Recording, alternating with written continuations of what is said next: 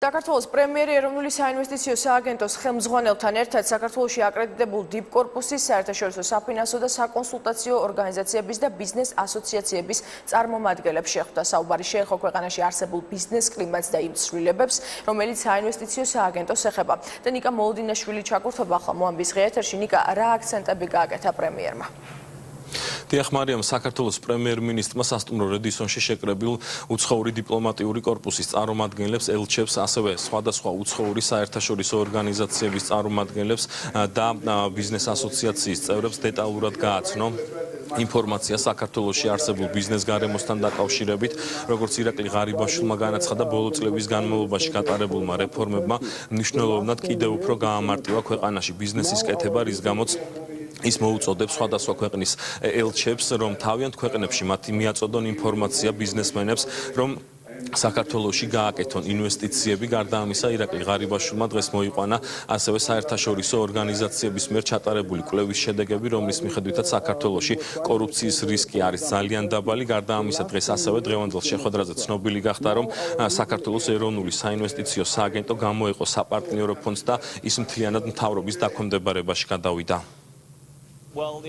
მე წარმოვადგენ ამერიკის სავაჭრო პალატას. ძალიან მოხარული ვარ, რომ საინვესტიციო სააგენტო გადავიდა პრემიერ-მინისტრის დაქვემდებარებაში, რაც მეტ პასუხისმგებლობას ნიშნავს. საინვესტიციო სააგენტოს გააჩნია ახალი ინიციატივები და მკაფიო სტრატეგია უცხოური ინვესტიციების მოსაზიდად, რაც ძალიან მნიშვნელოვანია ქვეყნის განვითარებისთვის.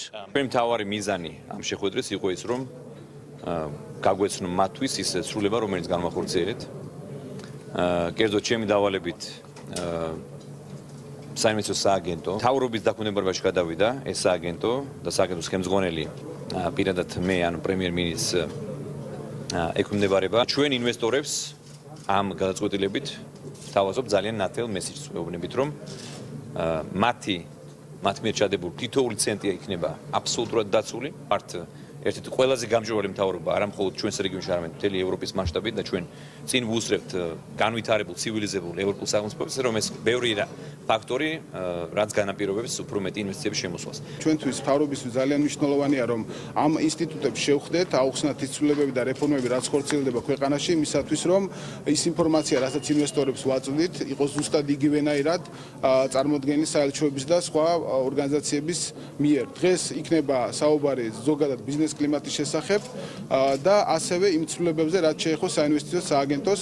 მნიშვნელოვანია, რომ ამ ინსტიტუტებმა იცოდნენ, რომ საინვესტიციო სააგენტო გადავიდა მთავრობის დაქვემდებარებაში. მნიშვნელოვანია ის ახალი ფუნქციები, რაც ჩვენ გაგვაჩნია.